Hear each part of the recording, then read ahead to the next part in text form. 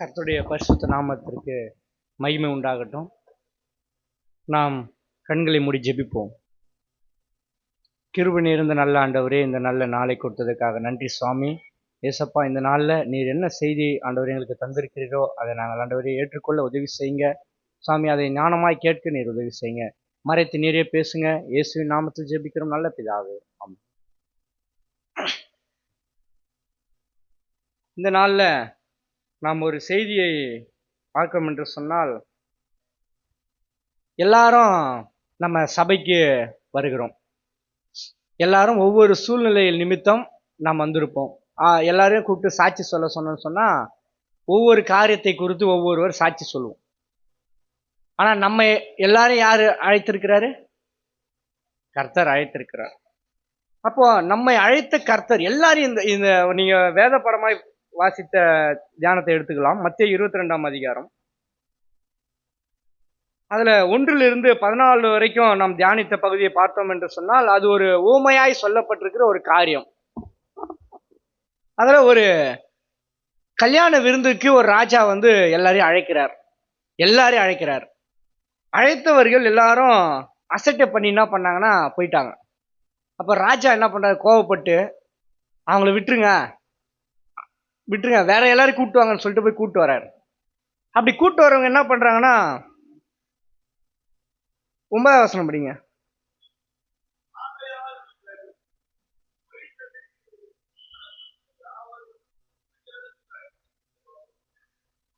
எல்லாரையும் கல்யாணத்துக்கு கூப்பிட்டு வாங்கன்னு சொல்றாங்க. 10ஆவது வசனம்.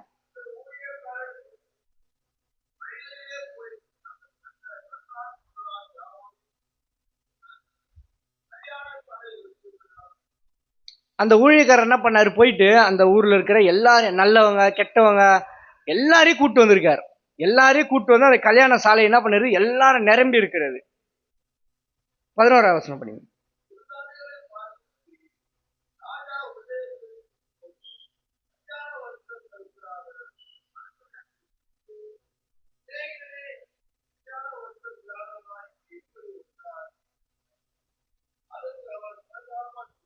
போதும். கல்யாண வஸ்திரம் இது ஒரு ஊமையா சொல்லப்பட்ட காரியம்.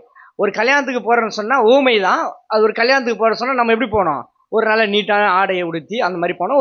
ஒரு ஊமையாய் சொல்லப்பட்ட காரியம். ஊமை என்பது பல காரியத்துக்கு நன்மையான காரியங்கள் நாம் எடுத்துக்கொள்ளலாம். அப்படி வச்சுங்களேன். அப்ப அந்த கல்யாணத்துல ஒரு ட்ரெஸ் சரியில்லாம, ஒரு வஸ்திரம் சரியில்லை என்று பாக்குறோம். அவரு ஏன் இந்த மாதிரி போட்டு வந்து கேட்டது, அவர் அமைதியா இருந்துறாரு. உடனே என்ன பண்றாங்க? 13ஆம் வசனம் படிங்க.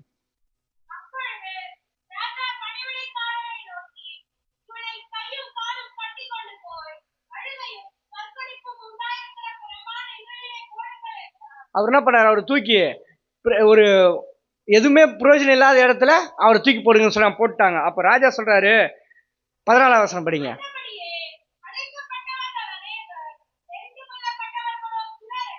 அழைக்கப்பட்டவர்கள் அநேகர், தெரிந்து கொள்ளப்பட்டவர்களோ சிலர். இந்த கிராமத்துல ஒரு எல்லாரும் அழைச்சிருக்கலாம். ஆனா இங்க உட்கார்ந்து இருக்கிற ஒரு 35 பேருக்கு மேல நாம இருப்போம். நாம தெரிந்து கொள்ளப்பட்டிருக்கிறோம். அப்போ எல்லாரையும் இந்த அண்ணன் சொன்னார், 800 கோடி மக்கள் இருக்காங்க பூமியில. 830 கோடி கிட்ட இருக்காங்கன்னு வச்சுங்களேன். அப்போ அந்த 830 கோடியில நம்மளை, அது ஒரு பூமியில ஒரு ஃபுல்லா 3 பக்கம் கடல், பூமி, நிலப்பகுதி இருக்கு. இதுல நம்ம எதற்காக கர்த்தர் தெரிந்து கொண்டார்? ஏதோ நம்முடைய சூழ்நிலை நிமித்தம் நாம் வந்திருக்கலாம். பல பிரச்சனையோடு வந்திருக்கலாம். ஆனா ஏன் என்னை கர்த்தர் தெரிந்து கொண்டார்? அது என்னைக்காவது யாராவது யோசிச்சிருக்கிறோமா? எதற்காக என்னை கர்த்தர் தெரிந்து கொண்டார்? அது யாராவது நம்ம ஒரு நாளாவது சிந்திச்சிருப்போமா? ஒரு 2 மாசம் 1 மாசம் முன்னாடி நான் இந்த விஷயத்தை குறித்து யோசிச்சேன். சரி, நான் ஒரு சாட்சி சொல்லணும்னு சொன்னா, நான் இதுக்காக தான் கர்த்தரை தெரிந்து கொண்டலாம் எனக்கு எதுவுமே இல்லை. பக்கத்துல சபை இருந்தது, விபிஎஸ் போனேன், சண்டே கிளாஸ் போனேன், அப்படியே நான் சபைக்கு போறேன். ஆனா இங்க இருக்கிற ஒவ்வொருக்கும் ஒவ்வொரு காரியங்கள் இருக்கலாம். என்ன இது நடந்துச்சு, அதனால நான் சபைக்கு வந்தேன். அப்போ கர்த்தருக்கு நமக்கு நல்ல காரியங்கள் கொடுத்தார். ஏதோ ஒரு காரியத்துக்காக எனக்கு அதை கொடுத்து என்னை தெரிந்து கொண்டார். எதற்காக என்னை தெரிந்து கொண்டார்? நீங்க பார்க்கலாம். ஒரு முன்னுரையாக சில காரியங்களை முடித்து விட்டு அப்புறம் நம்ம செய்திக்குள்ள போகலாம். ஏன்னா முன்னுரை சொன்னால்தான் அந்த செய்தியுடைய சாராம்சம் நமக்கு புரியும். யோவான் 6ஆம் அதிகாரம் 37, 44 படிக்கலாம்.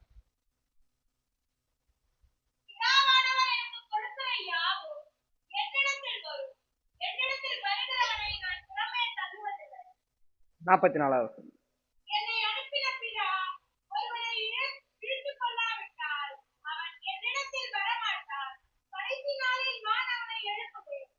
இப்போ நீங்க எல்லாம் வந்திருக்கீங்களே இங்க, யாரு உங்களை இழுத்துக்கொள் இருக்கிறார் சொன்னா பிதாவினால்.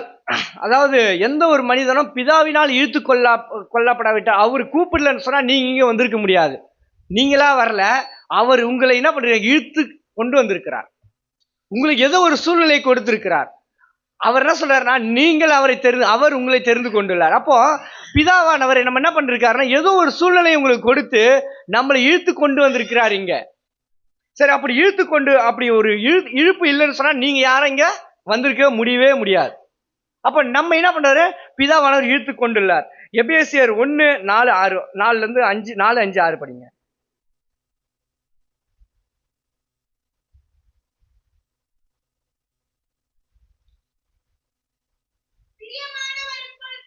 எபேசியர் 1ஆம் அதிகாரம் அதே படி.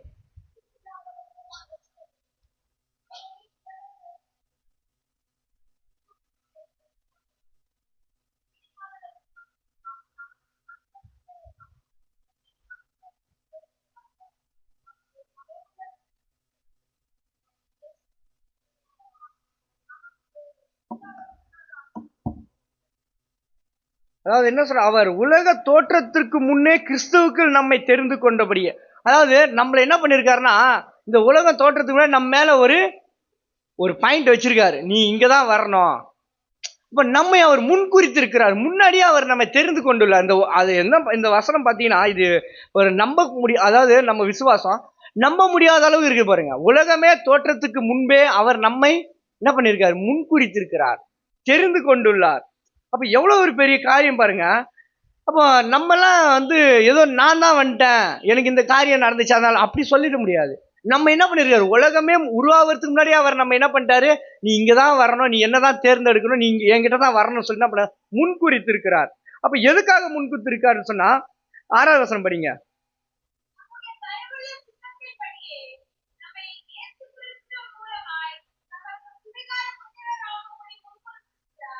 அவருக்கு சுவிகார புத்திரர், அவருக்கு உண்மையா இருக்கும்படிக்கு அவருக்காக என்ன பண்ணிருக்காரு, நம்மை முன்குறித்திருக்கிறார். அப்படி முன்குறித்தவர்களை ரோமர் 8ஆம் அதிகாரம் 33-34 படிங்க.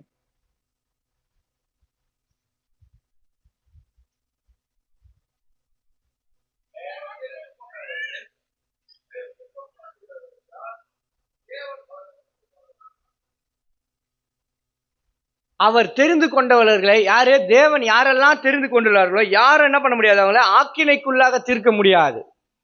அப்ப அவர் உங்களை முன்குறித்திருக்கிறார், உங்களை தெரிந்து கொண்டுள்ளார் என்று சொன்னால் உங்களை யாரும் என்ன பண்ண முடியாது, ஆக்கினைக்குள்ளாக தீர்க்க முடியாது. ஆக்கினைனா பல விதமான சோதனைகள், பிரச்சனைகள், இது எல்லாருடைய உங்களை என்ன பண்ண முடியாது, தீர்க்க முடியாதுன்னு சொல்லப்படுறது வசனங்கள்.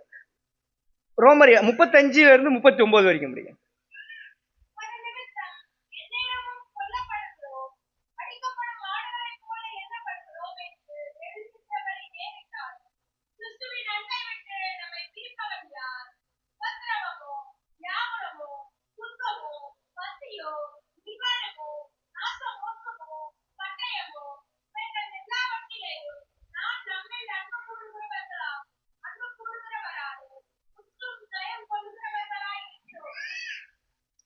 நாசம், போசம், பனி, பசி, பட்டு, இது எல்லாம் என்ன பண்ணாது, நம்மளே இயேசு கிறிஸ்துவின் அன்பை விட்டு ஒரு நாளும் பிரிக்காது. அப்ப நாம பிரிந்து எனக்கு ஒரு பிரச்சனைகள் வருதுன்னு சொன்னா அது என்னை ஆண்டவரிடத்துல பிரிப்பதற்காக வருகிறது இல்ல. அப்போ இந்த முன்னுரை, நமக்கு இந்த முன்னுரை எதுக்கு சொல்லியிருக்கேன்னா, நாம் எதற்காக தெரிந்து கொள்ளப்பட்டிருக்கிறோம், எப்படி தெரிந்து கொள்ளப்பட்டிருக்கிறோம் என்பதற்காக தான். அப்ப இந்த காரியங்களை என்ன பண்ணாதுன்னா, என்னை இயேசு கிறிஸ்துவின் இடத்துல பிரிக்காது. நாம இப்ப எனக்கு ஏதோ ஒரு பிரச்சனை வந்துன்னு சொல்லிட்டு நானா எடுத்துட்டு வெளியே போயிட்டேனாக்கா அதுக்கு ஆண்டவர் பொறுப்பல்ல. ஆண்டவர் தெளிவாய் சொல்லுகிறார், என்ன சொல்ற, இந்த மாதிரி பிரச்சனைகள் எல்லாம் உங்களை ஆண்டவர் விட்டு பிரிக்காதுன்னு சொல்லியிருக்கார். சரி, இப்போ நம்ம செய்திக்காக போவோம். முன்னுரை பார்த்துட்டோம். கர்த்தர் ஏன் என்னை தெரிந்து கொண்டார், எதற்காக தெரிந்து கொண்டார், சரிங்களா, இதுதான் தலைப்பு. உதாரணத்துக்கு லூக்கா 19ஆம் அதிகாரத்தை எடுத்துக்கொள்வோம்.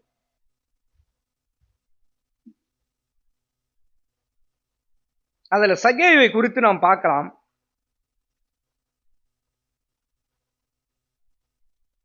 19:3 படிங்க.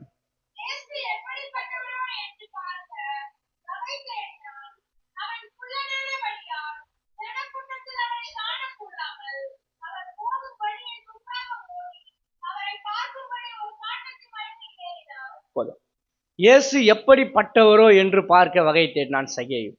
அதாவது இங்க பாருங்க, அவன் என்ன பண்ணான், முதலாவது செய்த காரியம் என்னன்னா, இயேசு என்ன பண்றாரு, யாரு அவர் எப்படிப்பட்டவர் என்பதை தெரிந்து கொள்ள ஆசைப்பட்டான்.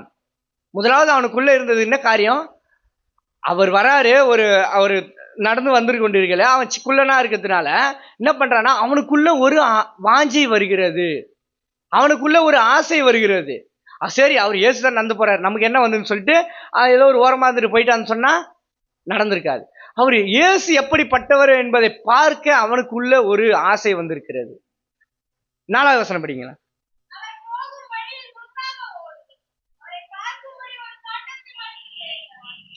அவரை பார்க்கிறதுக்காக எதுல ஏறினான், ஒரு காட்டத்தி மரத்தின் மேலே ஏறினான். அவரை பார்ப்பதற்காக மரத்தில் ஏறினவன் என்ன பண்ண, அவரை பார்க்கிறான். 8வது வசனம் படிங்களா.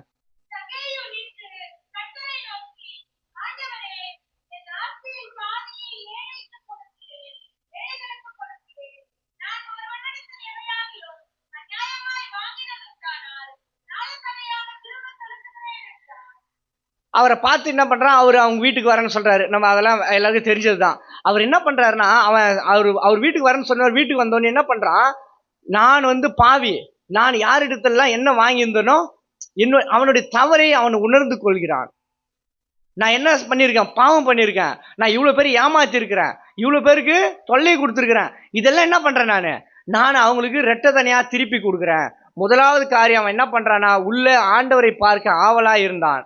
அவர் பார்த்து அவனை அழைத்து அவன் வீட்டுக்கு போயிட்டுன்னா சொல்றான், எல்லாரும் சொல்றாங்க, முறுமுறுக்கிறாங்க, நீ ஒரு பாதியாச்சு இவர் வீட்டுக்கு ஏன் போறான்னு சொல்லிட்டு. அப்ப அவன் என்ன பண்றான், என்னுடைய இருக்கிற ஆசையில எல்லாருக்கும் நான் கொடுத்துடுறேன் அப்படின்னு அவன் என்ன பண்றான், தன் செய்த தவறை அவன் உணர்கிறான். 9வது வசனம் படிங்க.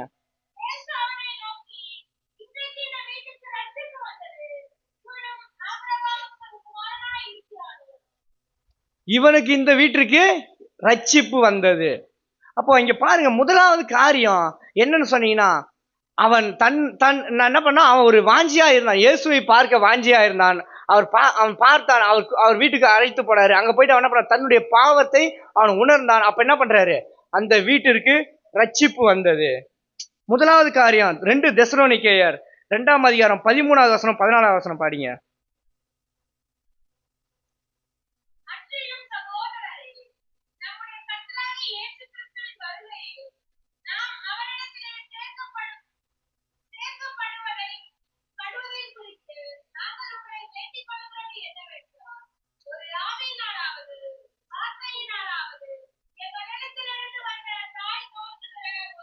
பதிமூணாவது வசனம் 13-14.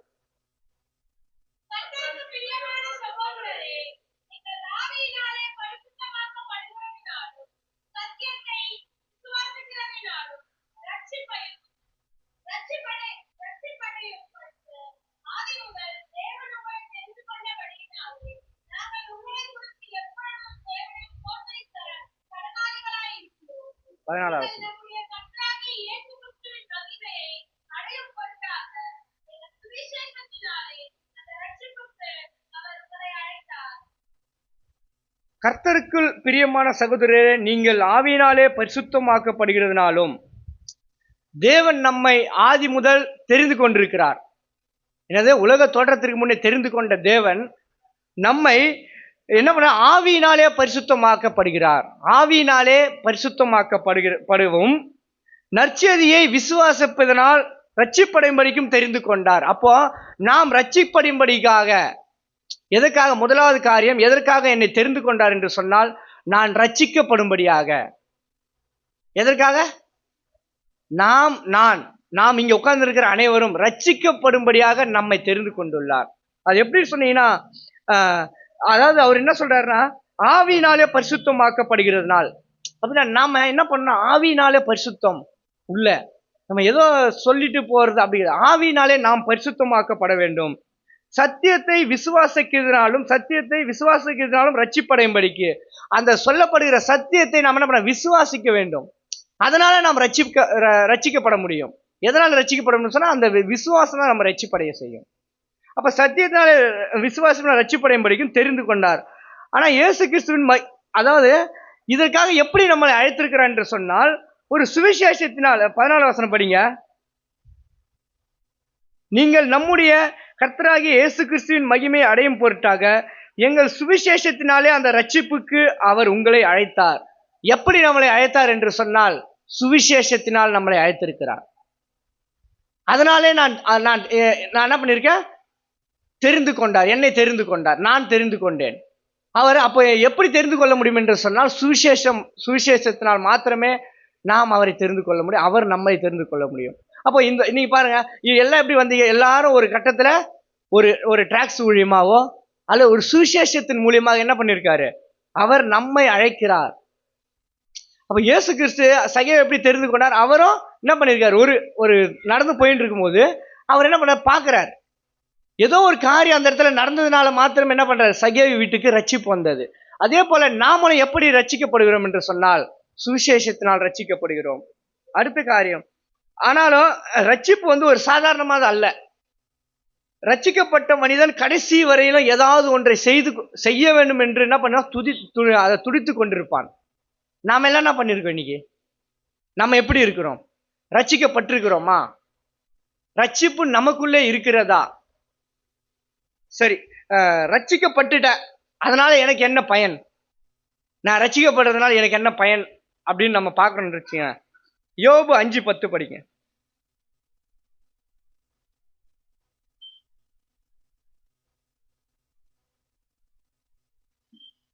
யோபு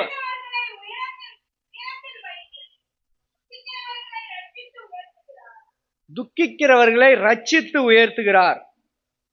யாரெல்லாம் துக்கிக்கிறார்களோ, யாரெல்லாம் சமுதாயத்துல கீழே இருக்கிறார்களோ, யாரெல்லாம் உங்களுடைய வேஸ்ட் ஒன்னுத்துக்கும் பிரயோஜனம் இல்லை அப்படின்னு சொல்ல அவர்கள் ரட்சிக்கப்பட்டவர்களா இருந்தால் அவர் என்ன பண்றாரு, நம்மளை உயர்த்துகிறார். அதுக்கு முக்கியமான காரணம் ரட்சிப்பு. நாம் ரட்சிக்கப்பட்டால், நம்ம ரட்சிக்கப்படலைன்னா நமக்கு என்ன பண்ணாது, உயர்வு வராது. அப்போ இன்னைக்கு எனக்கு இருக்கிற கஷ்டங்கள், எனக்கு இருக்கிற தொல்லைகள், துன்பங்கள் ஏன் இடத்துல வருகிறது, நான் இன்னும் முழுமையாக ரட்சிப்படையவில்லை. அப்ப எனக்குள்ளதான ஒரு குறை இருக்கிறது. அதுக்கு நான் ஆண்டவர் குறை சொல்ல முடியாது. அவர் தெளிவாக சொல்கிறாரு, அவர் துக்கிக்கிறவர்களை என்ன பண்றாரு, ரட்சித்து உயர்த்துகிறார்.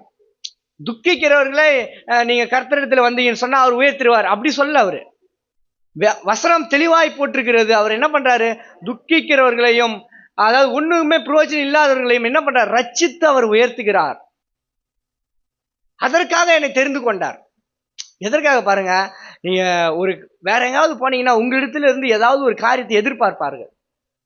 நீங்க இதை செய்யணும், நீங்க எல்லாரும் இந்து கோயிலுக்கு போறாங்க, என்ன பண்றாங்க, மாலை எல்லாம் போடணும், இது வீட்டுல இந்த பூஜை வைக்கணும், அந்த பூஜை வைக்கணும் அப்படின்னு சொல்லிட்டு என்ன பண்றாங்க, அவர்களிடத்துல ஒரு காரியத்தை எதிர்பார்க்கிறார்கள். ஆனா எந்த விதமான காரியத்தையும் எதிர்பார்க்காமல் நீ ரட்சிப்படைந்தால் மட்டும் போதும், உனக்கு எல்லா விதமான காரியத்தையும் செய்வேன் என்று சொல்லுகிற தேவன் நம்முடைய தேவன்.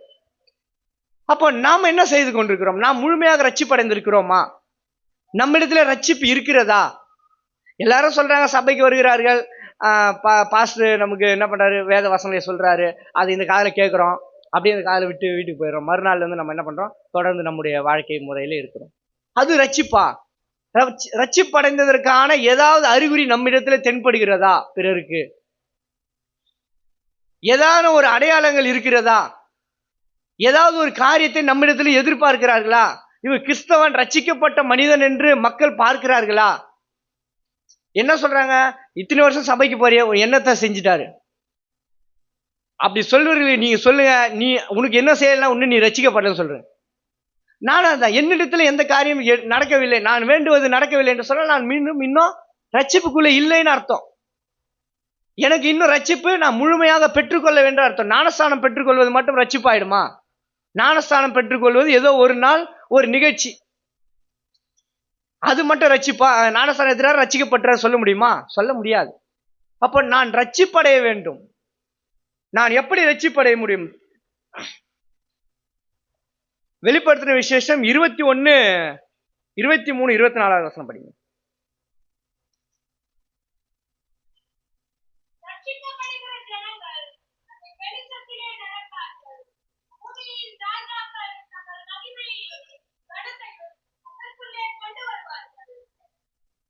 ரட்சிக்கப்படுகிற ஜனங்கள் அதன் வெளிச்சத்திலே நடப்பார்கள்.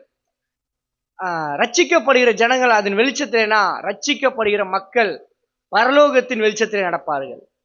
இந்த பூமியில வாழும்போதும் நமக்கு ஒரு பெரிய உயர்வை தருவார். நாம் மரித்த பிறகும் நமக்கு ஒரு பெரிய வெளிச்சத்தை தருகிறார். அப்போ நம்மை தேர்ந்தெடுத்த நோக்கம் என்னன்னு பாத்தீங்கன்னா, என்னை கர்த்தர் எதற்காக தெரிந்து கொண்டார், இந்த கிராமத்திலே இந்த ஊர்ல எதற்காக என்னை தெரிந்தெடுத்தார் சொன்னால், நான் ரட்சிக்கப்பட்டு இந்த பூமியிலும் நான் வாழும் வாழ்க்கையில் நான் உயிரோடு இருக்கிற இந்த நாட்களிலும் நான் நன்றாய் வாழ வேண்டும். நான் மரித்த பிறகும் நான் மேல போயிட்டு என்ன பண்ணோம், நன்றாய் இருக்க வேண்டும் என்ற ஒரு நல்ல நோக்கத்தோடு நம்மை தெரிந்து கொண்டிருக்கிறார். அதற்காக தான் என்னை தெரிந்து கொண்டார். ஏதோ சும்மா என்னை தெரிந்து கொள்ளவில்லை. நீங்க எல்லாரும் வந்து உங்களை மற்றவங்க பார்த்து கேலி செய்யலாம். ஆனா நீங்க எல்லாரும் ஒரு ஸ்பெஷல். இந்த ஊர்ல எத்தனை 20,000க்கு மேற்பட்ட மக்கள் இருப்பார்கள், அதிகமா இருப்பாங்க.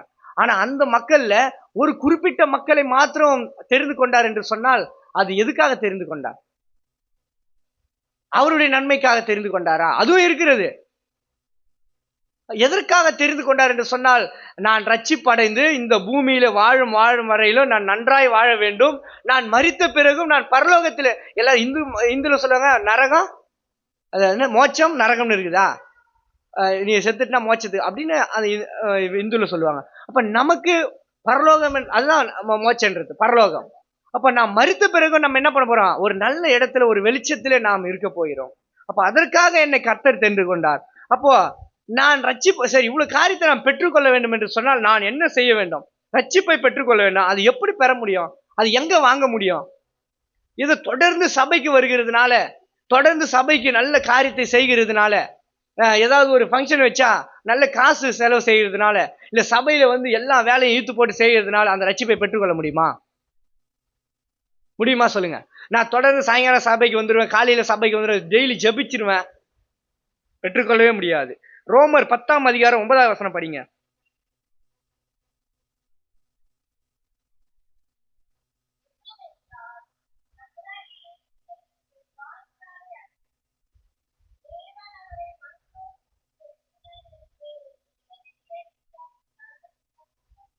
எப்போ ரட்சிக்கப்படும் என்று சொன்னால், இயேசு கிறிஸ்து எனக்காக மரித்து எனக்காக உயிர்த்தெழுந்தார் என்று சொல்லி இருதயத்திலே யாரெல்லாம் விசுவாசிக்கிறார்களோ அவர்கள் மாத்திரமே ரட்சிப்பை பெற்றுக்கொள்ள முடியும். ஏதோ போதகர் ஞானஸ்தானம் கொடுக்கிறதுனாலோ அல்லது பெரிய பெரிய கன்வென்ஷன் கூட்டங்களுக்கு போய் உட்கார்ந்துட்டு எல்லாம் அப்படியே வந்துட்டு இருந்தனால நாம் ரட்சிப்பை பெற்றுக்கொள்ள முடியவே முடியாது. இது ஆணித்தரமான உண்மை. இன்னைக்கு உட்கார்ந்து இருக்கிற எல்லாரும் நாம் முழுமையான ரட்சிப்பை பெற்றுக்கொண்டோமா? இதை நான் சொல்வதனால ரட்சிப்பை பெற்றுக்கொள்ள முடியாது. நீங்க எல்லாம் என்ன பண்ண, இருதயத்திலே விசுவாசிக்க வேண்டும். உட்கார்ந்து இருக்கிற ஒவ்வொருவரும் கர்த்தர் எதற்காக என்னை தெரிந்து கொண்டார் என்பது கேள்வியோடு கூட, ஏதோ ஒரு சும்மா நான் ஏதோ ஒரு எனக்கு ஒரு பிரச்சனை, தலைவலி இருந்தது, எனக்கு ஒரு ஜுரம் வந்தது, கை வரல கால் வரல, எனக்கு ஒரு நோய் இருந்தது, நான் ஏதோ கர்த்தரிடத்துல வந்தேன், அது சரியா போச்சு, அதுக்காக நான் சபைக்கு வரேன். அது அல்ல விசுவாசம், அது அல்ல ரட்சிப்பு. அது எதற்காக உங்களுக்கு கொடுத்தார்? உங்களை முன்குறித்ததுனாலே உங்களுக்கு அந்த பிரச்சனைகளை கொடுத்தார். அதன் மூலமாய் கொண்டு வந்த உங்களை இங்க வந்து என்ன பண்ணணும்? நாம் ரட்சிக்கப்பட வேண்டும். ரட்சிப்படைந்தால் மட்டுமே அந்த வெளிச்சத்தை நாம் காண முடியுமே தவிர வேறு எதனாலும், எந்த பரிகாரத்தினாலும், வேறு எந்த காரியத்தினாலும் நாம் ரட்சிப்பை பெற்றுக்கொள்ளவே முடியாது. இன்னைக்கு ஒரு முடிவு எடுங்க. இத்தனை நாட்களாக நான் எப்படி வேணா இருந்துட்டு போயிருக்கலாம், நான் ஏதோ ஒரு காரியத்துக்காக ஏதோ ஏனோ தானே கூட வந்துட்டு போயிருக்கலாம். ஆனா என்னை தெரிந்து கொண்ட நோக்கம் நான் ரட்சிப்படையும்படிக்கு, எனக்குள்ளே ரட்சிப்பு உண்டாக வேண்டும். கர்த்தர் எனக்காக மரித்தார், எனக்காகவே உயிர்த்தெழுந்தார் என்ற ஒரு நோக்கத்தை நான் எனக்கு உள்ள இருதயத்திலே நாம் விசுவாசித்து அந்த ரட்சிப்பை பெற்றுக்கொள்ள வேண்டும். இரண்டாவது காரியத்தை பாரு. முதலாவது காரியம் நான் ரட்சிப்படையும்படிக்கு என்னை தெரிந்து கொண்டார். இரண்டாவது காரியம் உபாகமம் 7ஆம் அதிகாரம் 6ஆம் வசனம் படிங்க.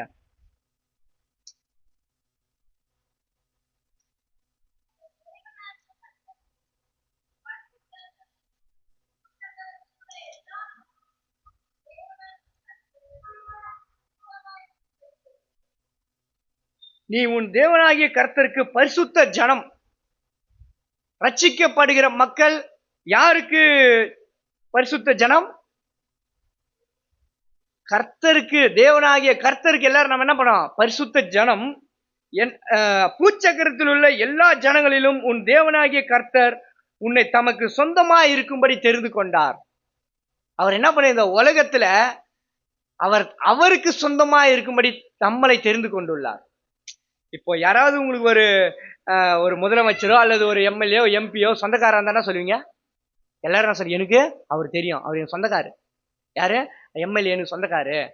எதுக்காக சொல்றேன்னு சொன்னா, ஒரு சில காரியங்களை நாம் நடப்பித்துக் கொள்வதற்காக அவர் எனக்கு சொந்தக்காரு. ஏன்னு சொன்னா, ஆட்சி அதிகாரம் இருக்கும்போது நம்ம என்ன பண்ணுவோம், அந்த காரியங்களை குறித்து பயன்படுத்திக்கிறோம். அப்ப எனக்கு சொந்தக்காரு.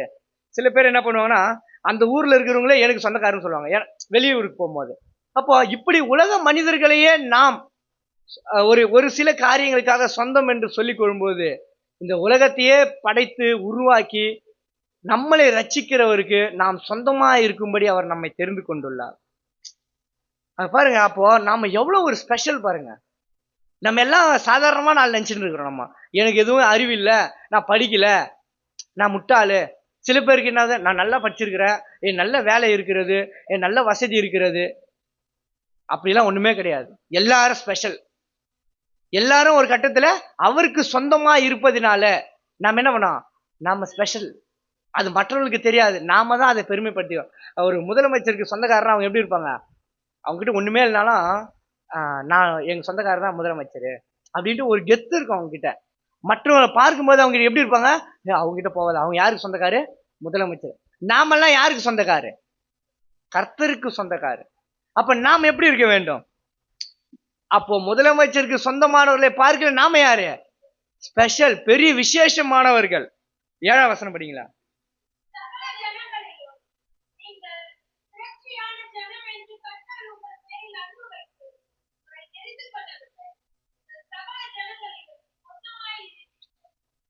நீங்கள் சகல ஜனங்களிலும் என்ன எப்படி இருக்கிறீங்க?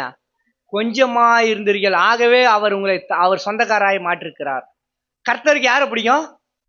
ஏதோ பெரிய பணக்காரன். இப்போ அவர் உங்களை தெரிந்து கொண்ட நோக்கம் என்னன்னு பாத்தீங்கன்னா, ஏதோ உங்க இடத்துல இருக்கிறது, ஏதோ காசு நல்லா வச்சிருக்காரு இவரு, அவர் வந்தாரு என்ன பண்ணுவார், என் ஊழியத்தை நல்லா செய்வாரு, என்னை பத்தி மற்றவங்க நல்லா அப்படிக்காக தெரிந்து கொள்ளவில்லை. எதற்காக தெரிந்து கொண்டார் சொன்னா, உங்களிடத்துல எதுவுமே இல்லை, நீங்க என்ன பண்ணீங்க, ஒன்னுத்துக்கும் பிரயோஜனமா இல்லாத மக்கள், உங்களை எல்லாம் என்ன சொன்ன, முட்டாள்னு சொல்றாங்க. அவர் என்ன பண்றாரு பாரு, வசனம் அழகாய் சொல்லுகிறது, சகல ஜனங்களிலும் நீங்கள் திரட்சியான ஜனம் என்று கர்த்தர் உங்கள் பேரில் அன்பு வைத்து உங்களை தெரிந்து கொள்ளவில்லை. இந்த உலகத்தில் இருக்கிறவர்களை பார்க்கிலும் பாவமான மக்கள் நாம். இது திரட்சியான ஜனம் அல்ல. திரட்சினா என்றது செல்வம், செழிப்பு, வசதி, இதெல்லாம் இல்லாத மக்களாகிய நம்மை கர்த்தர் என்ன பண்றது, அவருக்கு சொந்தமா இருக்கும்படி நாம தெரிந்து கொண்டுள்ளார். அப்ப அவருடைய சொந்த ஜனம். என்னிடத்துல எதுவுமே இல்லை, என்னிடத்துல எதுவுமே இல்லை, நான் ஒரு பிரயோஜனம் இல்லை. நீங்க ஒரு கடைக்கு போனீங்கன்னு சொன்னா என்ன பண்ணுவாங்கன்னா, நல்ல காய்கறி எல்லாம் கொட்டி வச்சிருப்பாங்க. நாம என்ன இருப்போம், நல்ல காய்கறி, தக்காளி இருக்கும், நல்ல பெரிய பெரிய தக்காளி இருக்குன்னு வச்சுக்கலாம். நம்ம என்ன பண்ணுவோம், அந்த தக்காளி நல்ல பழுத்த தக்காளி இருக்கு இல்லையா, அந்த தக்காளி தான் போயிட்டு ஃபர்ஸ்ட் எடுப்போம். கரெக்டா? ஏன்னா அதுதான் பாக்குறதுக்கு என்ன இருக்குது, நல்லா அழகா இருக்குது. இப்போ என்ன பண்றாங்க, ஒரு மாப்பிள்ளை பொண்ணு பார்க்க போறான்னு வச்சுக்கல, ஒரு பொண்ணு என்ன சொல்ற, பையன் வந்து அழகா இருக்கணும், நல்ல வேலை இருக்கணும், அந்தஸ்து இருக்கணும். அப்ப இந்த உலக மக்கள் எல்லாம் எதை பாக்குறாங்க, அழகு, சௌந்தரியம், பணம், வசதி, இதை பார்க்கிற ஜனங்கள். நீங்க என்ன பண்றீங்க, கோயிலுக்கு போறாங்களா, ஏழுமலையான் கோயில், அந்த கோயில், இந்த கோயில், அங்க போறவங்க என்ன பண்ணாங்க, விஐபி தரிசனம் ஒண்ணு இருக்குது, அது யார் போறது, நல்ல வசதியா இருக்கிறவங்க என்ன பண்ணுவாங்க, அந்த அந்த வழிக்கு கூட்டு போவாங்க. கடவுளை பார்ப்பதற்கு பணம் இருக்கிறவர்களுக்கு ஒரு மாதிரியும் பணம் இல்லாதவருக்கு ஒரு மாதிரியும் ஒரு நியமித்து வைத்திருக்கிற காலத்துல வாழ்றான். ஆனா இந்த காலத்தையும் கர்த்தர் நம்ம எப்படி தெரிந்திருக்கிறார், ஒண்ணுமே இல்லாத உங்களையும் என்ன பண்ணிருக்கார், சொந்தமா இருக்கும்படி தெரிந்து கொண்டுள்ளார். அப்ப பாருங்க, அங்க இங்க இருக்கிற டிஃபரெண்ட்டை பாருங்க. அப்ப நாம் எல்லாம் சொந்தமா இருக்கும்படி ஒன்றும் இல்லாத என்னை அவர் தெரிந்து கொண்டுள்ளார். அப்போ நாம் எல்லாம் நம்ம அந்நியன் கிடையாது, நாம் எல்லாம் அவருக்கு விரோதமானவர்கள் கிடையாது, நாம் அவருக்கு சொந்தமானவர்கள். எபேசியர் 1:14.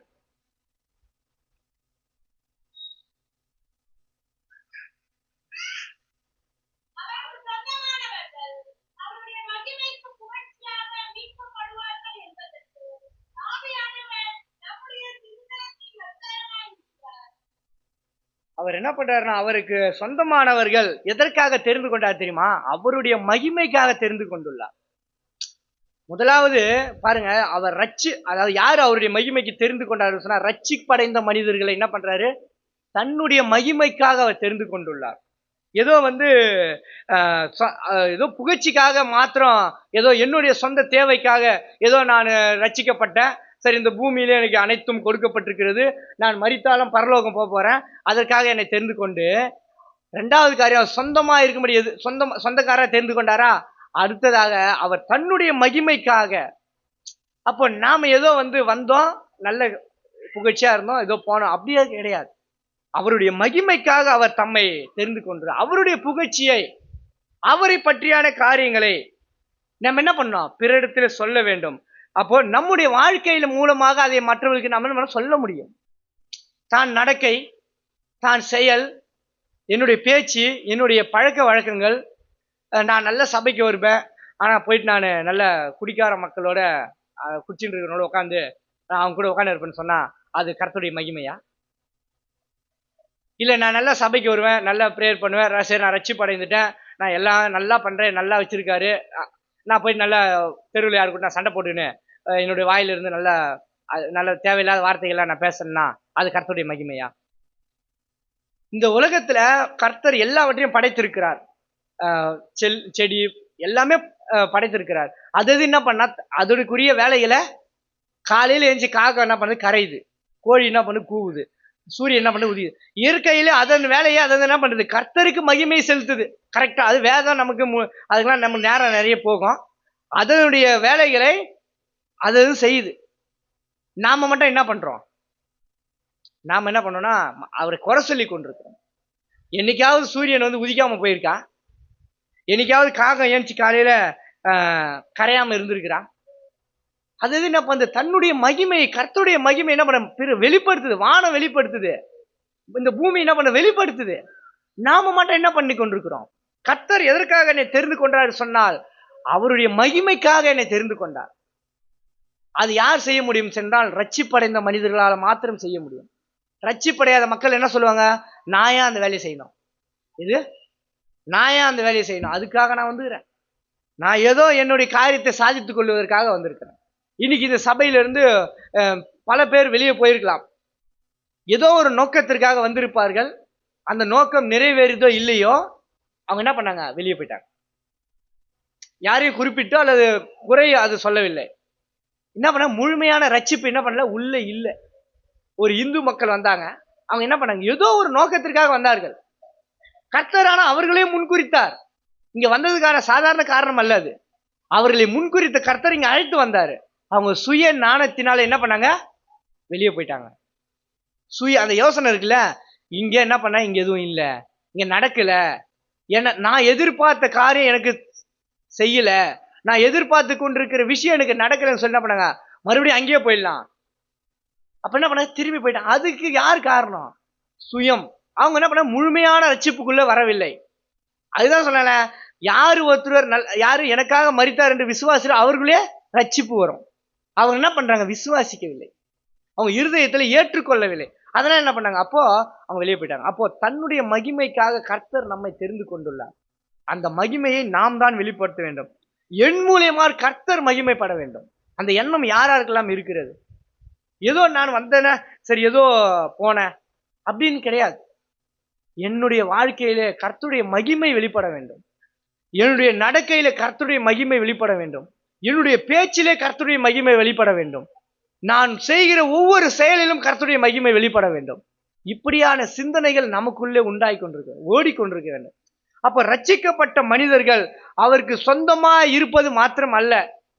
பெருமையா சொல்லியிருக்கலாம், கர்த்தர் எனக்கு சொந்தக்காரராயிருக்கிறார், நான் ரட்சிக்கப்பட்டுள்ளேன், கர்த்தர் எனக்கு இவ்வளவு காரியத்தை செய்கிறார்.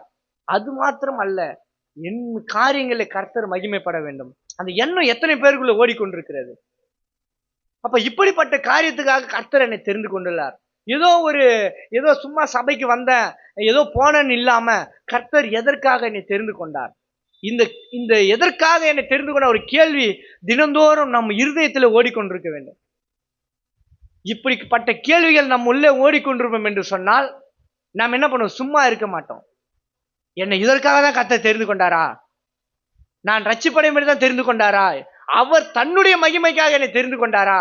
அப்படி நம்ம என்ன பண்ணுவோம்? ஓடிக்கொண்டே இருப்போம் ஒவ்வொரு நாள். அடுத்தது எபேசியர் 1:12.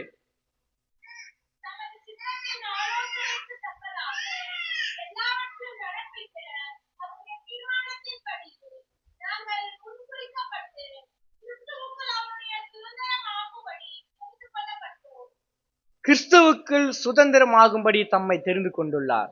நம்மையும் என்னையும் உங்களையும் அவருக்குள்ளே நாம் சுதந்திரராய் இருக்கும்படி நம்மை தெரிந்து கொண்டுள்ளார். முதலாவது காரியம் பார்த்தோம், நாம் ரட்சிக்கப்படும்படிக்கு தன்னை தெரிந்து கொண்டார். இரண்டாவது, அவருக்கு சொந்தமா இருக்கும்படி நம்மை தெரிந்து கொண்டுள்ளார். மூன்றாவது காரியம் பார்த்தா அவருடைய மகிமைக்காக தன்னை நம்ம எல்லாம் தெரிந்து கொண்டுள்ளார். நான்காவது காரியம், அவருடைய சுதந்திரராய் நாம் இருக்க வேண்டும் என்பதற்காக தெரிந்து கொண்டுள்ளார். அந்த சுதந்திரம் என்பது எங்க வைத்திருக்கிறேன்னு சொன்னால், பூமியிலே இப்ப எல்லாம் நம்மளாம் சுதந்திரமா இருக்கிறோம். அதுக்கு என்ன காரணம்? கர்த்தர் தான் காரணம். சரிங்களா? பல வருடங்களுக்கு முன்பாக பல மிஷினரிகள் வந்து இங்க நம்ம என்ன பண்ணிருக்கோம், என்ன ஒரு இண்டிவிஜுவலா பாருங்க, இன்னைக்கும் கர்த்தரை ஆராதிக்க முடியாத, கர்த்தர் இந்த பைபிளை கூட படிக்க முடியாத, இந்த வேதத்தை காதல கூட வாங்க முடியாத பல மாநிலங்கள் இருக்கிறது. அப்ப இந்த இடத்துல நாம் சுதந்திரமாய் உட்கார்ந்து கர்த்தரை ஆராதித்துக் கொண்டிருக்கிறோம் என்று சொன்னால் யார் காரணம்? கர்த்தர் தான் காரணம். அப்ப நம்ம எல்லாம் சுதந்திரராய் வைத்துக் கொண்டிருக்கிறார். அவருக்குள் நாம் சுதந்திரமாய் இருக்கிறோமா? அவருக்குள் சுதந்திரம் என்பது வேற, எனக்கு ஒரு சுதந்திரம் என்பது வேற. எல்லாரும் சொன்ன வாழ்ற வாழ்க்கை என்ன பண்ண, ஜாலியா வாழ்ந்துட்டு போங்க, சுதந்திரமா வாழ்ந்துட்டு போங்க, நீ வாழ்றதே வேஸ்ட். ஒருத்தர் சொன்னாரு, முந்தா நேரத்து நைட் ஷிஃப்ட் பார்க்கும்போது அவரு ஒரு ஃபால்ட்ல இருந்தா, அப்ப சொன்னாரு, அவரு ஒரு போதை பொருள் ஒண்ணு கேட்டாரு. நான் சொன்னேன், எங்க ஆபீஸ்ல யாருமே அந்த பழக்கம் இல்லைன்னு சொன்னேன். நீ வாழ்றதே வேஸ்ட்ன்ட்டாரு. என்னது? வாழ்றதே வேஸ்ட். அப்ப கர்த்தர் அதுக்காகவா என்ன தெரிந்து கொண்டார்? அவர் ஒரு பொருள் வேணும், அந்த பொருள் இல்லைன்றது யாருக்கிட்ட வாங்கி கொடுக்குறாரு, யாருக்குமே அந்த பழக்கம் இல்லை. அப்போ நீங்க எல்லாம் இந்த ஆபீஸ்ல இருக்கிறதே வேஸ்ட். அவர் என்ன பண்ண, சுதந்திர பறவையா இருக்கிறார். அதற்காகவா என்னை தெரிந்து கொண்டார். அதற்காக உங்களையும் எங்களை வைத்திருக்கிறார். அப்போ சுதந்திரரா இருக்கும்படி நம்மை தெரிந்து கொண்டுள்ளார். 1 பேதுரு 1:5 படிங்க.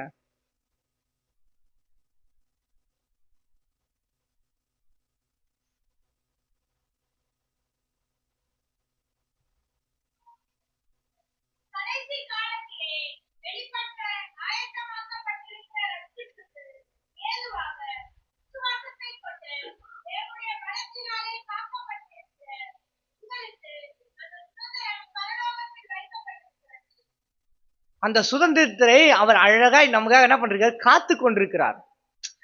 காக்கப்பட்டிருக்கிறார் என்று சொன்னால், இந்த சுதந்திரம் உங்களுக்காக தான். இந்த 35 பேருக்காக ஒரு சுதந்திரத்தை வைத்திருக்கிறார். எனக்காக உங்களுக்காக ஒரு சுதந்திரத்தை எங்க வைத்திருக்கிறார் என்று சொன்னால், பரலோகத்தில் வைத்திருக்கிறார். அந்த பரலோக சுதந்திரத்தை நாம் அந்த சுதந்திரிக்க வேண்டும் என்று சொன்னால் நாம் என்ன பண்ணோம், ரட்சிப்படைய வேண்டும். அப்ப அந்த சுதந்திரத்தை நான் தெரிந்து கொள்ள வேண்டும் என்று சொன்னால் நான் என்ன பண்ணோம், இந்த பூமியில வாழ்கிற வாழ்க்கை வரை கர்த்தர் மகிமையை வெளிப்படுத்த வேண்டும். ஏன்னா இயற்கையா இருக்கிற அனைத்தும் கர்த்தருடைய மகிமையை வெளிப்படுத்தி கொண்டிருக்கிறது. நாமும் அவருடைய மகிமையை வெளிப்படுத்துவோம் என்று சொன்னால் நாமும் அந்த பரலோக சுதந்திரத்தை, நமக்காக வைத்திருக்கிற அந்த சுதந்திரத்தை நாம் என்ன பண்ண முடியும், பெற்றுக்கொள்ள முடியும். அப்ப நமக்காக ஒரு சுதந்திரமான இடம் இருக்கிறது. இது அல்ல சுதந்திரம். இங்க என்ன பண்ணா, நமக்கு பல பிரச்சனைகள் வரும், பல தொல்லைகள் வரும், பல துன்பங்கள் வரும். நீ இதை பண்ணனா உனக்கு இதுன்னு சொல்லுவாங்க. அவர் சொன்னார், நீ வாழ்றதே வேஸ்ட், நான் ஜாலியா இருக்கிறேன்னு சொல்லிட்டு. அப்ப அது சுதந்திரமானு சொல்லிட்டு நான் இதான் சுதந்திரம் போயிட முடியுமா? அது அல்ல. இங்க பல பிரச்சனைகள், இங்க சுதந்திரமே கிடையாது. இது கொஞ்ச நாள் நாம வந்துட்டு போற ஒரு லைஃப், அவ்வளவுதான். அப்ப நமக்கான சுதந்திரமான இடம் எங்க இருக்கிறது, பரலோகத்துல வைத்திருக்கிறார். அந்த பரலோக சுதந்திரத்தை நாம் அடையும்படிக்கு நாம் எச்சரிக்கையா இருக்க வேண்டும். இல்லைன்னா அந்த சுதந்திரம் என்ன பண்ணாது, நமக்கு கிடைக்காது. நாம் எல்லாம் எங்க போயிடுவோம், நரகத்துக்கு போயிடுவோம். அப்ப பரலோக சுதந்திரத்தை நாம் அனுபவிக்கும் என்று சொன்னால் இந்த பூமியில வாழும் வரையில நாம் என்ன பண்ணோம், கரெக்டா இருக்க வேண்டும், கர்த்தருக்கென்று இருக்க வேண்டும். அப்பொழுது நாம் பரலோக சுதந்திரத்தை அடைந்து கொள்ள முடியும். அந்த சுதந்திரத்தை சுதந்திரிக்க முடியும். சுதந்திரம்னா யார்கிட்ட கேட்டா தெரியும்னு சொன்னா, ஒரு பிரச்சனை பண்ணிட்டு ஜெயிலில் இருக்கிறவங்க கேட்டா தெரியும் சுதந்திரம்னா என்னன்னு சொல்லிட்டு. வேற யாருக்கும் தெரியாது. ஏன்னா அங்க என்ன பண்ணுவாங்க, உங்களுக்கு ஒரு வேளை சாப்பாடு கொடுக்க மாட்டாங்க, நரக வேதனை. அங்க போயிட்டு வரனா தெரியும். ஏன்னு சொன்னா ஒரு இருட்டான ஒரு ரூம்ல வச்சிருப்பாங்க. அது நீ படத்துல கூட பார்த்துக்கலாம். ஆனா அதை விட மோசமான காரியம் இன்றைக்கு இருக்கிற ஜெயில் எல்லாம். அப்போ நம்ம சுதந்திரமாய் இருக்க வேண்டும் என்று சொன்னால் நமக்கு ஒரு சுதந்திரமான இடம் இருக்கிறது, அது பரலோக சுதந்திரம். அந்த பரலோகத்திற்கு செல்ல வேண்டும் என்று சொன்னால் நாம் கர்த்தருடைய வழியிலே நடக்க வேண்டும். அடுத்த காரியம் யாக்கோபு 2:5 படிங்க.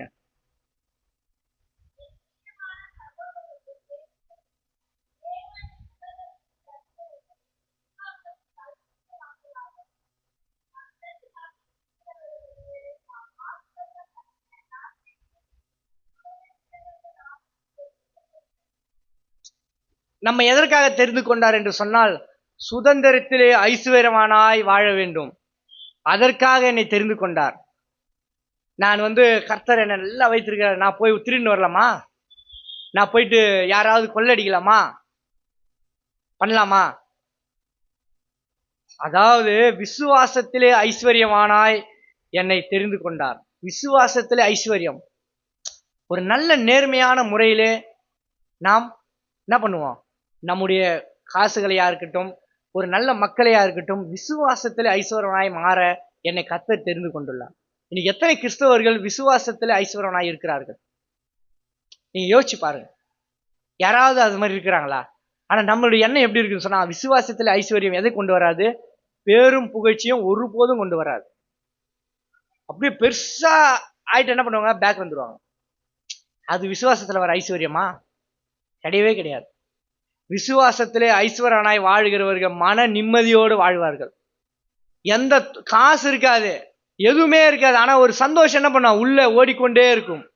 அதுதான் விசுவாசத்துல ஐஸ்வர்யவானாய் வாழ்கிறது.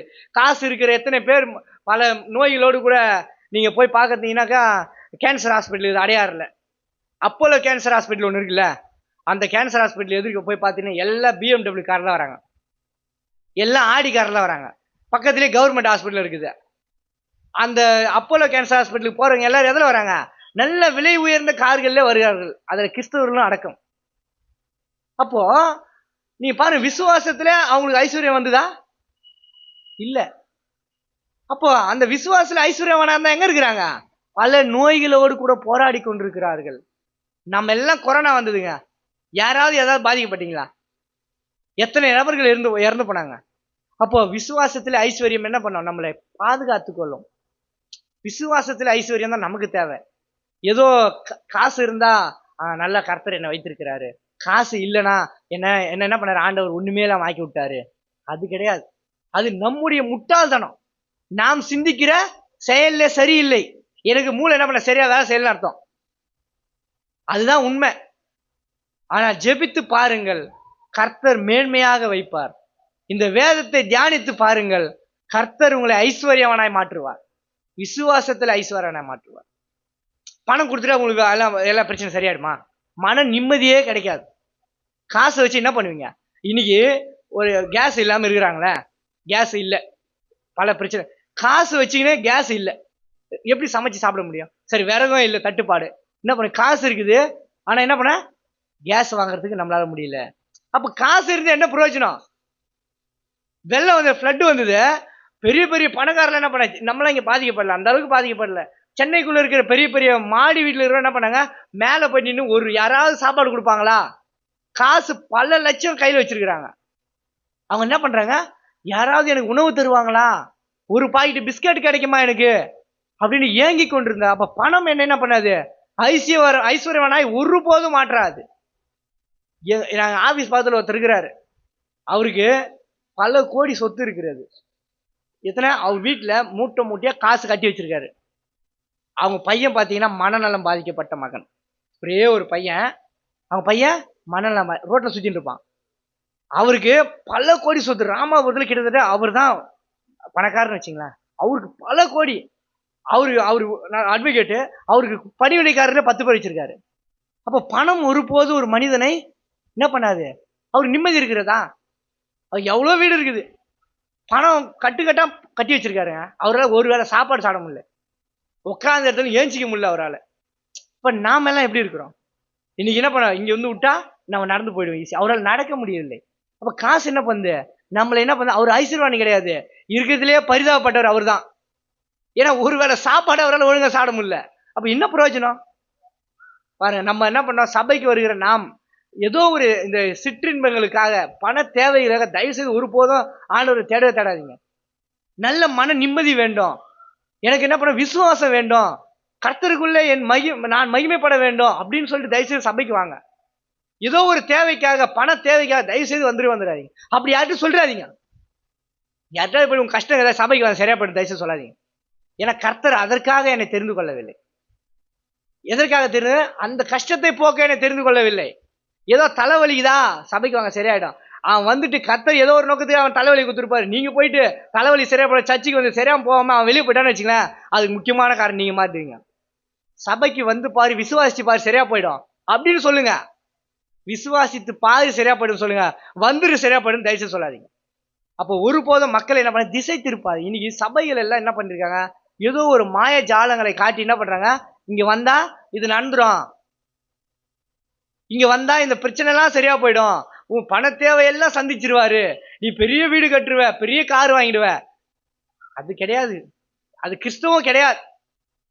அதற்காக கர்த்தர் உங்களையும் என்னையும் தெரிந்து கொள்ளவில்லை. கர்த்தர் உங்களையும் எங்களையும் தெரிந்து கொண்ட ஒரு நோக்கம் உண்டு. அது விசுவாசத்திலே நம்ம எல்லாம் ஐஸ்வர்யனா வச்சிருக்கிறார். இந்த நாள்ல நாம் எல்லாரும் ஐஸ்வர்யன்கள், நாம் எல்லாம் பணக்காரர்கள். எதுல? விசுவாசத்துல பணக்காரர்கள். பணக்காரர்கள் நிறைய இருக்கும். அப்ப விசுவாசம் நம்ம இடத்துல எப்படி இருக்கணும்? அதிகமா இருக்க வேண்டும். இப்ப விசுவாசத்திலே ஐஸ்வர்யனாய் நம்ம வைத்திருக்கிறார். அடுத்த காரியம் லாஸ்டா முடிச்சிடலாம். கொலேசியர் 3ஆம் அதிகாரம் 12-13 படிங்க.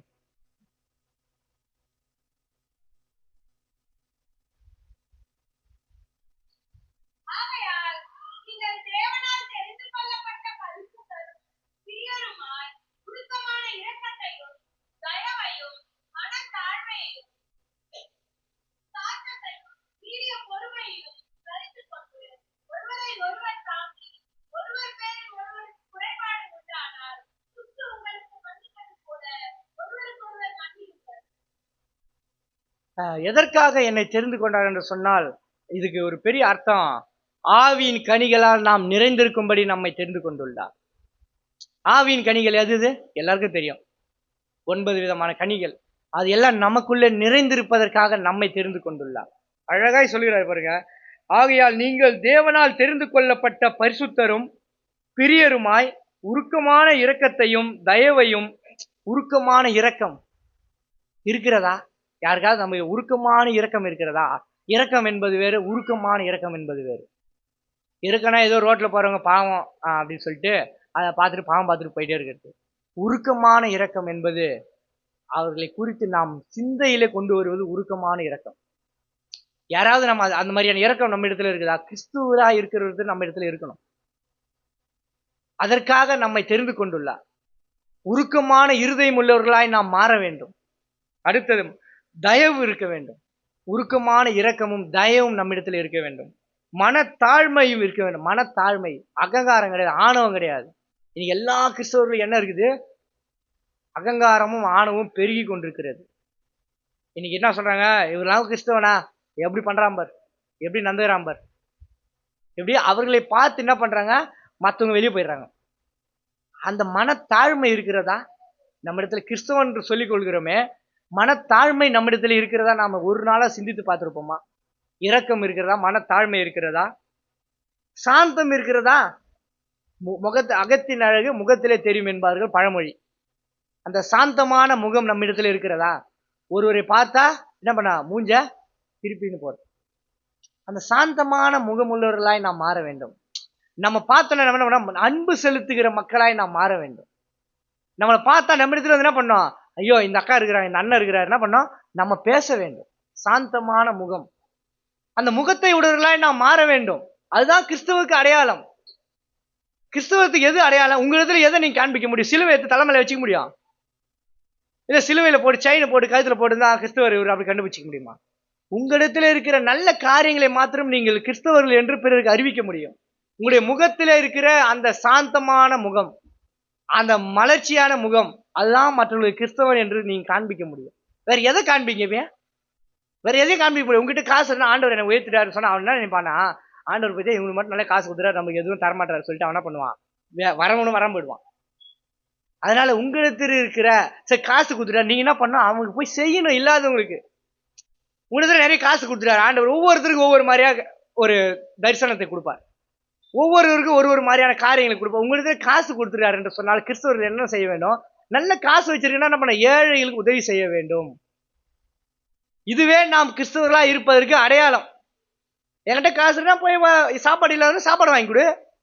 எத்தனையோ பேருக்கு எவ்வளோ காரியம் இல்லாமல் இருக்கு, ட்ரெஸ் இல்லாமல் இருக்கு, இப்போ வாங்கி கொடுங்க. வாங்கி கொடுப்பது தான் மனத்தாழ்மை, இரக்கம். அடுத்தது பாருங்க, நீடிய பொறுமையும் தரித்து கொள்ள வேண்டும். எடுத்தவனையும் கோவப்பட்டு பேசுறது, எடுத்தவனையும் மற்றவனை திட்டிடுறது, பொறுமை நம்மிடத்தில் இருக்கிறதா? வசனம் சொல்லு, அன்பில்லாதவன் தேவனை அறியான். அப்ப அன்பு நம்மிடத்தில் இருக்கிறதா? இப்ப வருகிற நாட்கள் VBS நாட்கள், சின்ன சின்ன குழந்தைங்க எல்லாம் சபைக்கு வரப்போகுது. அந்த குழந்தைங்களிடத்துல நாம எப்படி அன்பு செலுத்த போகிறோம்? நம்முடைய அன்பினாலே அந்த பிள்ளைகள் என்ன பண்ணோம், அடுத்து நம்ம சபைக்கு வரோம். நம்ம அன்பு செலுத்தல என்ன பண்ணாது, வராது. ஐயோ இந்த அக்கா மோசமான ஆளு, நான் இந்த சபைக்கு போக மாட்டேன், இந்த அண்ணன் திட்டுறாரு, நான் போக மாட்டேன் அப்படின்னு சொல்லி வெளியே போயிட்டா. அப்போ அன்பு நம்மிடத்துல இருக்கிறதா? அன்பில்லாதவன் தேவனை அறியான். நீ அன்பு இல்லைன்னு சொன்னா நீ கர்த்தரை இன்னும் தெரிந்து கொள்ளவே இல்லை. அதான் உண்மை. நீங்க எல்லாரும் சொல்லிக்கலாம் இவர் சபைக்கு அன்பு இல்லை என்று சொன்னால் ஒன்றும் பிரயோஜனம் இல்லை. அன்பு தான் பிரதானமான கற்பனையே. அப்ப அன்பு நம்மிடத்தில் இருக்கிறதா? ஒருவரை ஒருவர் தாங்கி, ஒருவர் பேரில் ஒருவருக்கு குறைபாடு உண்டானால் கிறிஸ்து உங்களுக்கு மன்னித்தது போல ஒருவருக்கு ஒருவர் மன்னியுங்கள். ஒருவரை ஒருவர் தாங்குகிறோமா? ஒருத்தர் நீங்க காசு கொடுத்து ஹெல்ப் பண்ணாலும் பரவாயில்ல, அவருக்கு ஆறுதலான வார்த்தையை சொல்றீங்க இல்ல? எல்லாம் என்ன சொல்றாங்க, அவருக்கு ஹெல்ப் பண்ணணும்னு சொன்னா அவர் ஏதோ நம்ம காசு எதிர்பார்க்கிறார், அது கிடையாது. ஏதோ அவருக்கு உதவி செய்யணும், அது கிடையாது. அவருக்கு ஒரு ஆறுதலான வார்த்தைகளை சொல்கிறீர்களா? இப்ப சபையில ஒருவருக்கு உடல்நிலை சரியில்லை, ஒருவருக்கு பல விதமான பிரச்சனைகள், அவருக்காக ஜெபம் செய்கிறோமா? ஜெபிக்கிறதுனால உங்களுக்கு ஏதாவது குறைஞ்சிட போதா? பிறருக்காக ஜெபிக்கிறதுனால, சபையில இருக்கிற ஒவ்வொரு மக்களுக்காக ஜெபிக்கிறதுனால உங்களை எல்லாம் வாயில இருந்து பல்லு என்ன கொட்டு போதா? இல்ல எதனா உங்க உள்ள இருந்து எதனா காலியாயிட போதா? ஒண்ணும் கிடையாது. அப்ப அந்த காரியத்தை நாம செய்யலாமே, ஏன் அதை செய்ய மாட்டோம்? இதற்காக என்னை கர்த்தர் தெரிந்து கொண்டார். எதற்காக என்னை கர்த்தர் தெரிந்து கொண்டுள்ளார்? இந்த நந்தம்பாக்கம் கிராமத்துல வசித்துக் கொண்டிருக்கிற நம்ம எதற்காக கர்த்தர் தெரிந்து கொண்டார்? ஒரு நாளாவது சிந்திச்சு பார்த்திருப்போமா? ஏதோ சபைக்கு அழைத்தார்கள், ஏதோ பாஸ்டர் கூப்பிட்டாரு, நீங்க வந்துருங்கன்னு சொல்லி சொன்னாரு, சரி சொன்னாரு, வந்தோம். ஆனா ஒரு நாளாவது சிந்திச்சு பார்த்திருப்போமா? எதற்காக நம்மை தெரிந்து கொண்டார் அவர்? யோசிச்சிருக்கிறோமா இல்லையா? எத்தனை பேர் யோசிச்சிருக்கீங்க? நான் கடந்த சில நாட்களாக யோசித்து கொண்டிருந்தேன். இதை வைத்துதான் சரி எதற்காக கர்த்தர் நம்மை தெரிந்து கொண்டுள்ளார், இது இன்னும் நமக்கு தெரியாமே இருக்கிறது, இதை குறித்து நாம் தியானிக்க வேண்டும். சரி இதை நான் தெரிஞ்சுக்கலான்னு சொல்லிட்டு எடுத்த ஒரு செய்தி தான் இது. இதை நான் ரொம்ப நாளா எடுத்துட்டு இருக்கிறேன். இது இன்னும் நிறைய காரியங்கள், நேரம் இல்லை, இது டைம் ரொம்ப ஆயிடுச்சு, இன்னும் பல காரியங்கள் இருக்குது, அதெல்லாம் வருகிற நாட்கள்ல நாம் தியானிக்கலாம். அப்ப கர்த்தர் எதற்காக என்னை தெரிந்து கொண்டார்? இப்ப தெரிந்து கொண்ட ஒரு நோக்கம் உண்டு. ஏதோ சும்மா ஏதோ சும்மா விளையாட்டு போக்காக என்னை தெரிந்து கொள்ளவில்லை. கர்த்தர் தெரிந்து கொண்ட ஒரு நோக்கம் உண்டு. நான் ரட்சிக்கும்படியாக முதலாவது காரியம் பாருங்க, எங்க நம்ம வைக்கிறாரு, நான் ரட்சித்து இந்த உலகத்துல நல்லா இருக்க வேண்டும், நான் மரித்த பிறகும் பரலோகத்தில் நல்லா இருக்க வேண்டும் என்பதற்காக என்னை தெரிந்து கொண்டார். அப்புறம் அவருக்கு சொந்தமா இருக்கும்படி என்னை தெரிந்து கொண்டார். மூன்றாவது அவருடைய மகிமைக்காக தெரிந்து கொண்டார். ஒரு எவ்வளவு அழகா வருது பாருங்க. ஏதோ ஸ்ட்ரெயிட்டா மகிமைக்காக தெரிந்து கொண்டாரு சொன்னால் நம்ம என்ன நினைப்போம், எதுக்கு அவருக்காக நாம் வேலை செய்யணுமா அப்படின்னு நமக்குள்ள யோசிக்கிற ஆளுகளும் இருக்கிறாங்க. இது அவருக்கு நான் வேலை செய்யணுமா, அவரு சொல்லிட்டு அவரை பத்தி நான் மற்றவங்கிட்ட சொல்லணுமா, அதுக்காக என்ன தெரிந்து, அப்ப நான் வரவே மாட்டேன், எனக்கு வேற வேலை இருக்குது, எனக்கு இதான் வேலையா, இது ஒரு வேலையே கிடையாது, நான் போறேன். அப்ப பாருங்க, முதலாவது ரட்சிக்கப்படுகிற மக்கள் அவருக்கு சொந்தமா இருப்பார்கள். அவருக்கு சொந்தமா இருக்கிற மக்கள் அவருடைய மகிமையை வெளிப்படுத்துவார்கள். அவருடைய மகிமையை வெளிப்படுத்துகிற மக்களுக்கு அவர் சுதந்திரத்தை வைத்திருக்கிறார். அந்த சுதந்திரம் பரலோகத்திலே உள்ளது. அவருடைய மகிமையை வெளிப்படுத்துகிற மக்களுக்கு அவர் என்ன பண்ணுவார், ஐஸ்வர்யவானாய் வைத்திருக்கிறார். இந்த ரட்சிக்கப்பட்ட ஜனங்கள் என்ன பண்ணுவாங்க, அந்த 9 ஆவியின் கனிகளை கொண்டிருப்பார்கள், அதை தரித்திருப்பார்கள். அதை தரித்த மக்களாய் நாம் இருக்கிறோமா? அன்பு, சமாதானம், நீடிய பொறுமை, இதெல்லாம் நம்மிடத்தில் இருக்கிறாரா? நாம் முழங்கால் படிடுவோம்.